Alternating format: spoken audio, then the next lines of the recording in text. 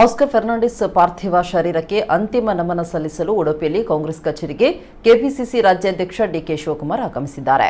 ಕಚೇರಿಯಲ್ಲಿ ಪಾರ್ಥಿವ ಶರೀರದ ಎದುರು ಮುಖಂಡರು ಪ್ರಾರ್ಥನೆ ಸಲ್ಲಿಸಿದ್ದಾರೆ. ಹಿಂದೂ, ಕ್ರೈಸ್ತ, ಮುಸಲ್ಮಾನ ಗುರುಗಳಿಂದ ಪ್ರಾರ್ಥನೆ ನೆರವೇರಿದೆ. ಈ ಸಂದರ್ಭ ಕಾಂಗ್ರೆಸ್ ಕಚೇರಿಯಲ್ಲಿ ಅಪಾರ ಸಂಖ್ಯೆಯ ಕಾರ್ಯಕರ್ತರು ಭಾಗಿಯಾಗಿದ್ದರು. ಹಾಗಾಗಿ ಎಲ್ಲರೂ ಕೂಡ ಕೊರೋನಾ ರೂಲ್ಸ್ ಗಳನ್ನ ಫಾಲೋ ಮಾಡಬೇಕು. ದಯವಿಟ್ಟು ಮಾಸ್ಕ್ ಅನ್ನ ಧರಿಸಿ ಅಂತರವನ್ನ